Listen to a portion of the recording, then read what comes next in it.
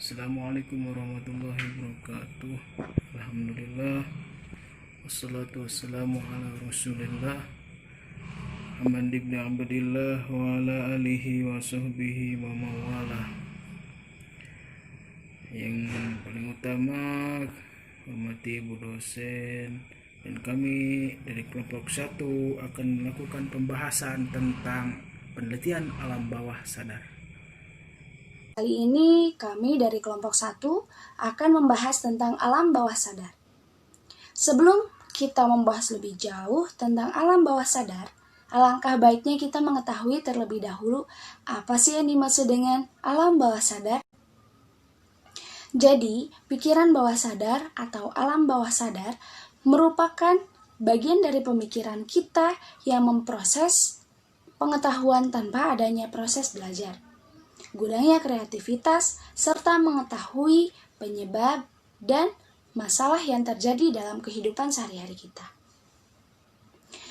Definisi lain tentang alam bawah sadar adalah merujuk pada jiwa kita, di mana proses mental berfungsi tanpa adanya kesadaran normal.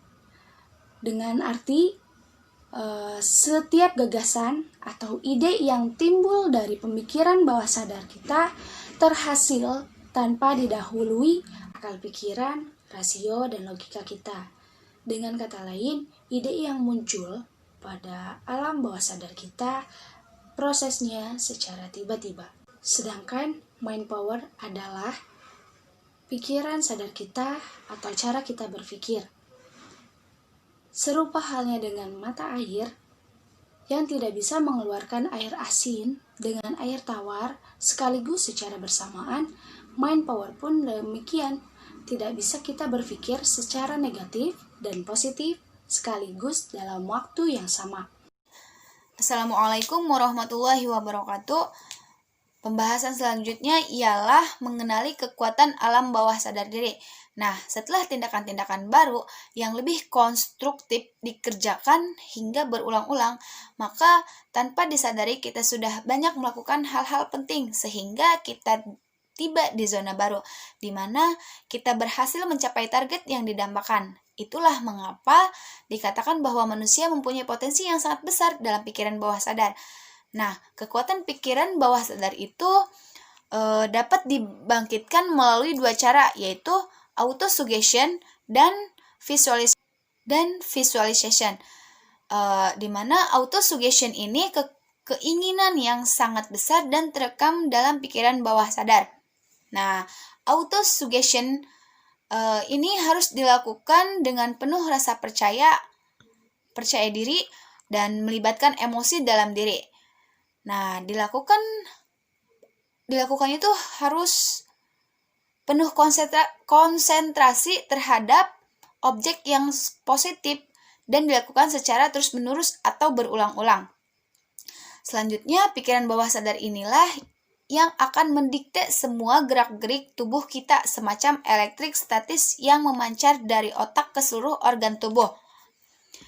Nah, ada 6 petunjuk untuk melakukan autosuggestion, yaitu yang pertama harus positif, kedua powerful, ketiga precis, yang keempat present tense, yang kelima personal, dan yang terakhir ialah potensial.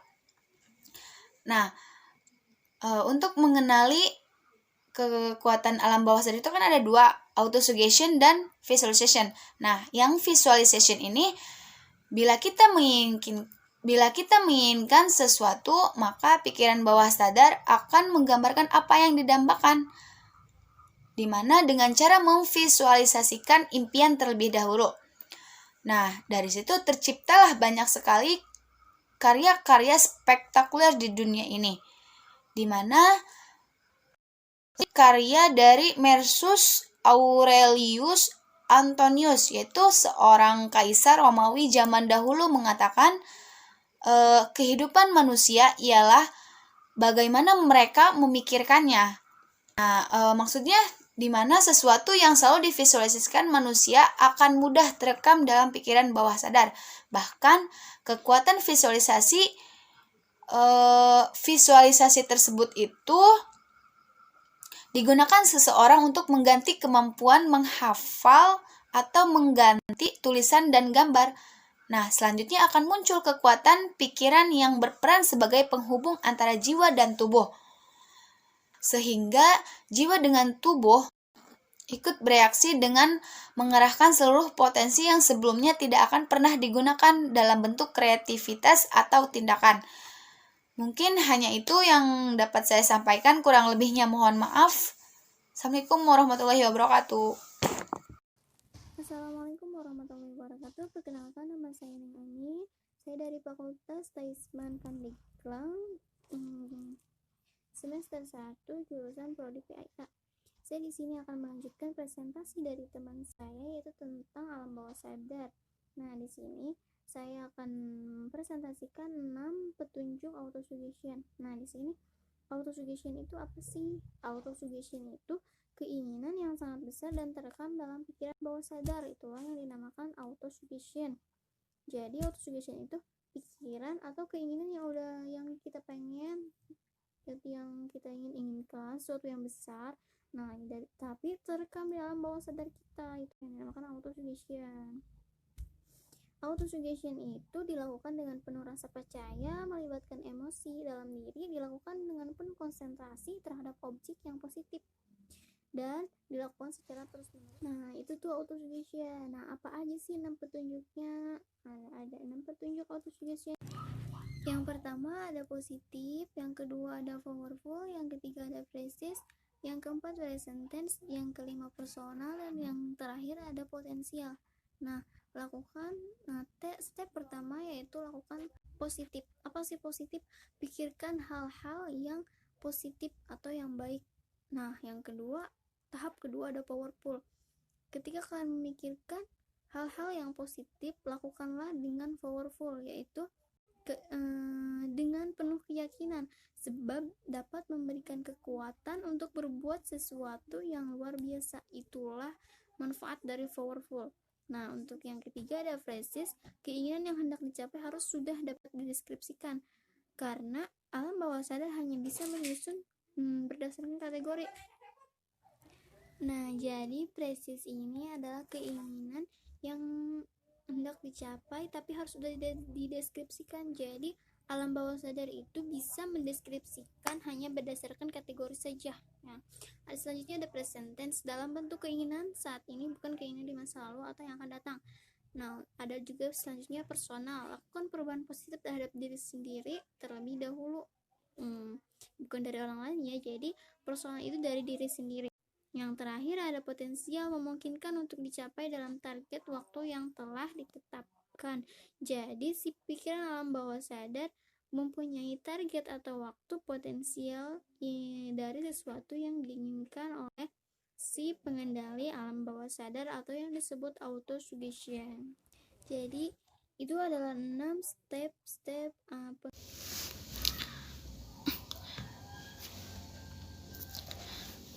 Visualization. Seorang kaisar Romawi zaman dahulu mengatakan, "Man's life what his make of it," yang artinya kehidupan manusia ialah bagaimana mereka memikirkannya.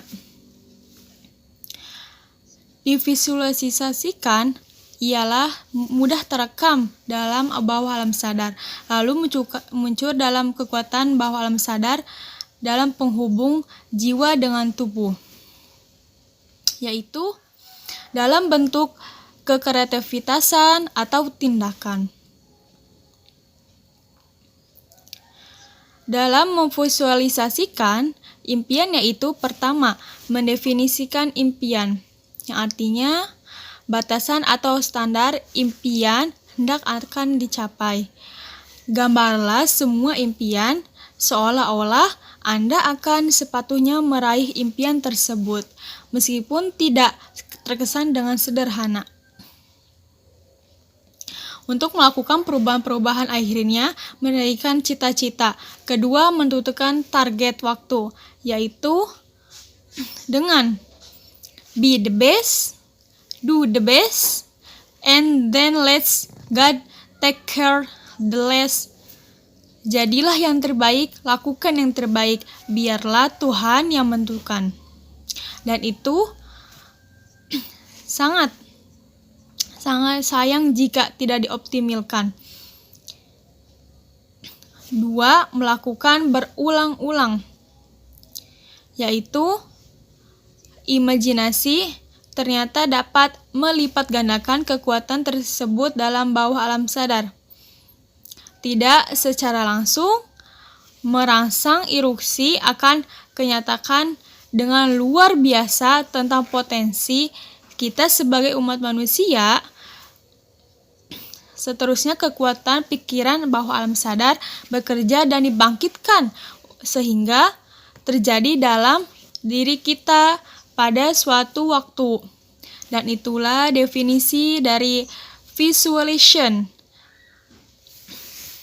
Selanjutnya yaitu C. Membangkitkan kekuatan pikiran bawah. Yang pertama, dengan membayangkan, merasakan apa yang kita inginkan. Nah, kita harus membayangkan apa yang kita inginkan. Kita harus membayangkan kemauan kita. Nah, bagaimana caranya keinginan kita itu bisa tercapai gitu ya. Misalnya kita membayangkan hal-hal yang positif. Contohnya ketika lulus kuliah, saya ingin mendirikan yayasan. Nah, jadi kita harus memikirkan hal-hal yang seperti itu. Kita harus membayangkan keinginan kita. Jadi kita harus membayangkan keinginan kita bagaimana ke depannya gitu ya. Bagaimana caranya agar kita berhasil gitu. Yang kedua, jangan sekali-kali memikirkan bagaimana cara mencapainya. Nah, kita tidak boleh memikirkan bagaimana cara mencapainya. Pahamilah dengan baik hal-hal yang negatif yang timbul di dalam pikiran Anda, bisa membuat langkah-langkah meraih cita-cita terhalang atau bahkan gagal.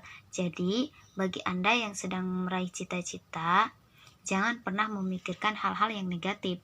Jadi, Anda harus tetap berpikir positif gitu. Yang ketiga, setelah kita membayangkan, merasakan dengan sejelas-jelasnya, lalu berdoa dan dipasrahkan proses membayangkannya. Merasakan apa yang kita inginkan adalah proses mencari tahu keinginan kita yang hakiki atau keinginan kita yang sebenarnya. Karena pada dasarnya kita manusia memiliki sangat banyak sekali keinginan atau kemauan. Nah, jadi kita sebagai manusia kita memiliki sangat banyak keinginan gitu ya. Nah, setelah kita membayangkan apa yang kita inginkan, misalnya kita menginginkan di tahun 2020 saya harus bisa memberangkatkan orang tua saya naik haji. Nah, misalnya kita berpikiran seperti itu. Lalu setelah kita berpikir seperti itu, kita berdoa kepada Allah. Jangan lupa kita harus berdoa kepada Allah. Nah, setelah berdoa, kita pasrahkan semua keinginan kita dan doa kita kepada Allah. Nah, semoga Allah bisa menghendaki cita-cita kita ya. Semoga Allah bisa semoga Allah gitu bisa mengabulkan doa-doa kita. Jadi kita harus pasrahkan semua keinginan dan doa-doa kita kepada Allah gitu. Kemauan yang hakiki biasanya mengandung yang pertama rasa takut tidak tercapai. Jadi kita tidak boleh merasa takut. Jadi kita harus tetap berusaha gitu ya. Kita harus berusaha demi impian kita. Kita tidak boleh sama yang namanya takut gitu, karena rasa takut itu akan mengantarkan kita kepada suatu kegagalan. Jadi hilangkanlah rasa takut yang ada di pikiran kita. Kita harus tetap berani demi impian kita gitu. Yang kedua, rasa passion, greget nafsu harus dapat. Nah, kita harus berpikir seperti itu. Bagaimana caranya saya harus bisa gitu ya. Saya harus bisa meraih impian saya. Jadi di pikiran kita itu kita harus berpikir bagaimana caranya saya harus bisa meraih impian saya. Jadi kita itu harus selalu berpikir positif. Yang ketiga, rasa berani berkorban. Apapun yang terjadi kita harus dapat. Nah, kita apapun yang terjadi, kita tidak boleh menyerah. Apapun hambatannya, rintangannya, kita harus tetap berusaha. Kita harus tetap berjuang. Kita harus tetap berkorban demi mencapai keinginan kita. Nah, jadi kita harus tetap berkorban, harus tetap berusaha demi keinginan kita gitu ya. Kita tidak boleh menyerah gitu. Selanjutnya, sesuatu yang lebih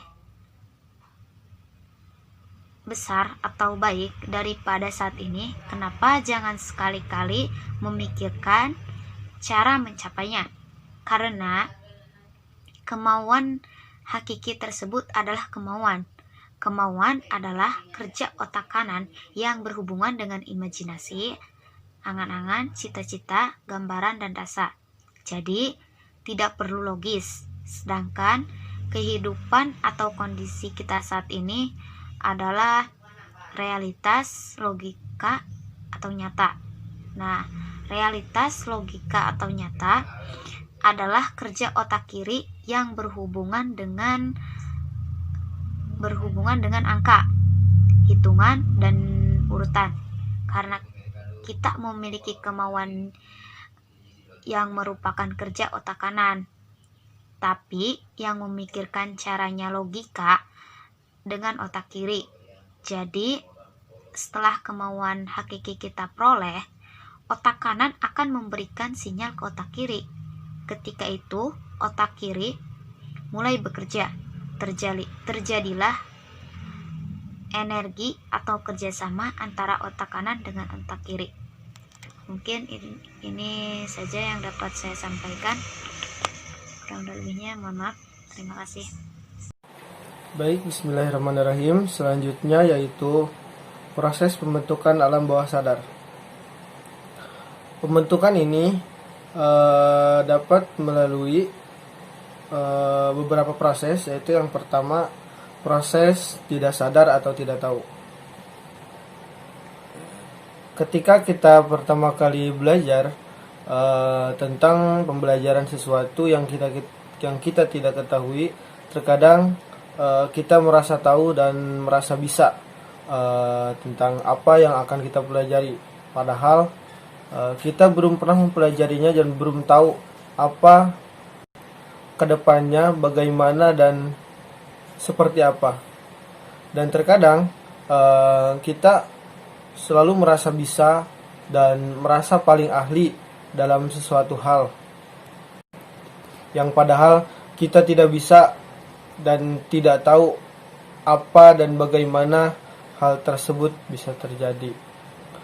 Ingat, untuk mengetahui pembelajaran atau sesuatu yang kita kaji, kita perlu pembelajaran dan hal tersebut sebagai keyword atau kata kunci dalam menjalankan alam bawah sadar. Ketika kita mempelajari sesuatu dan kita selalu merasa bisa, padahal kita kita tidak tahu apa kekurangan dan kelebihan kita. Ingat, ketika pertama kali belajar mengetik dengan dua tangan, kita merasa bisa dan merasa ahli dalam hal tersebut. Kita tidak perlu belajar dan tidak perlu bertanya pada seseorang tentang cara mengetik dengan dua tangan tersebut. Padahal kita selalu salah dan selalu kita selalu menganggap hal tersebut adalah mudah, yang padahal hal tersebut sangatlah susah dan sulit. Kita harus menanyakan tata cara, dan melihat tempat-tempat huruf, itu sangatlah sulit untuk menjadi seorang ahli dalam pengetikan dua tangan tersebut. Mengapa hal tersebut bisa dikatakan tentang proses tidak sadar? Karena kita seakan-akan kita tahu apa yang kita lakukan itu benar, kita tahu ini itu gampang, yang padahal hal tersebut kita belum menguasai tentang pengetikan dengan dua tangan tersebut. Yang selanjutnya yaitu proses penyadaran. Di sini ketika kita tahu kita tidak bisa mengetik dengan dua tangan, maka kita akan mencari solusi dan berpikir, dan disitulah alam bawah sadar kita akan sadar, dan yaitu bisa disebut proses penyadaran alam bawah sadar. Hal tersebut kita mencari tahu dan mencari bagaimana cara mengetik dengan dua tangan, dan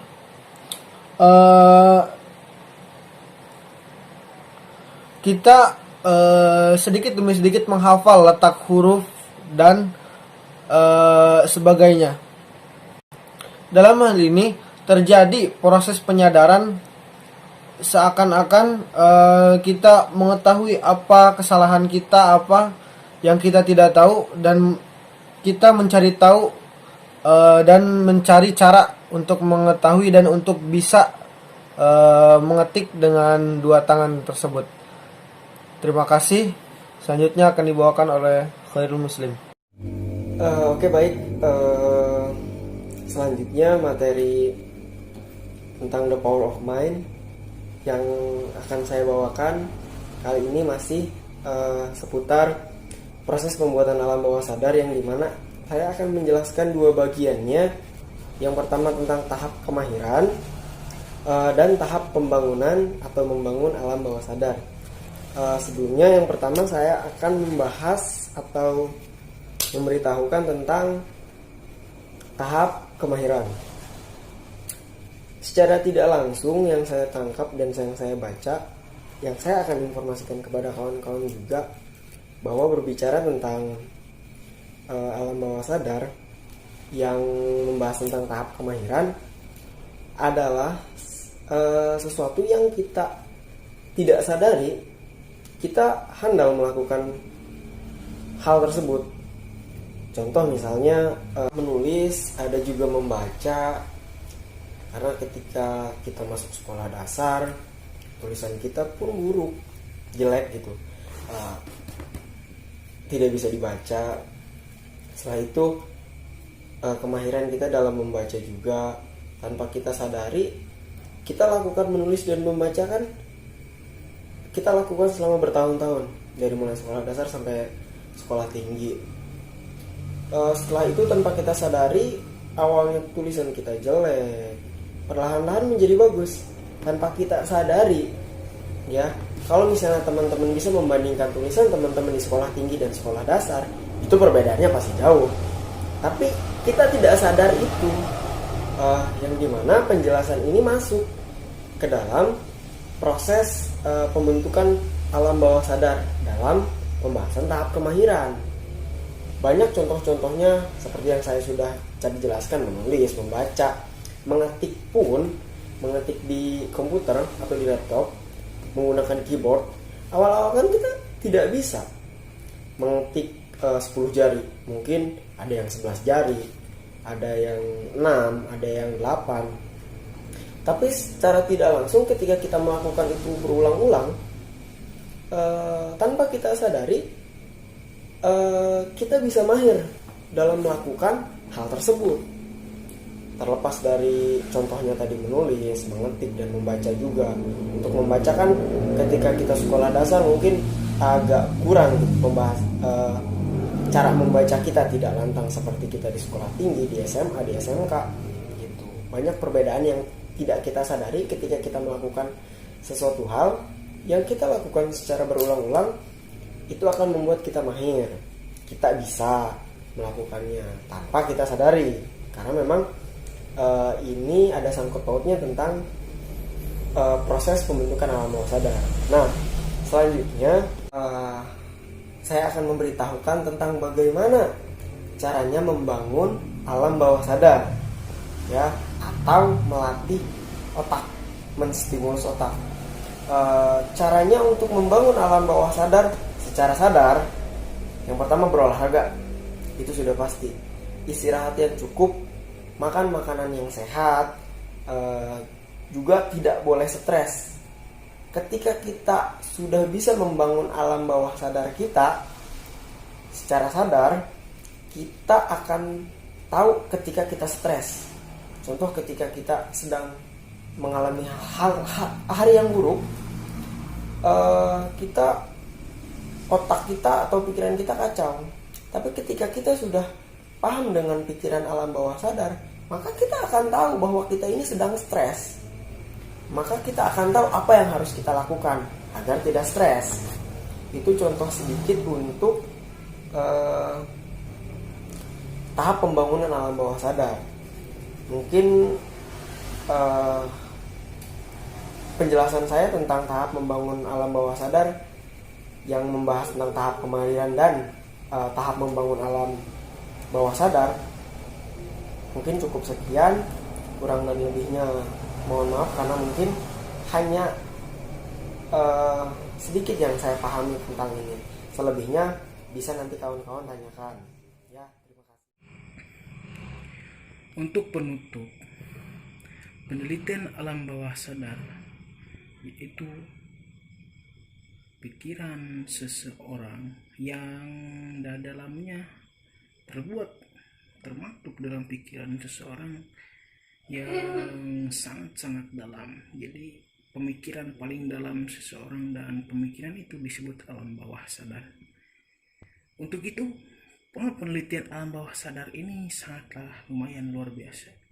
Dan itulah secara detail penutupnya. Sekian dari kelompok kami. Assalamualaikum warahmatullahi wabarakatuh.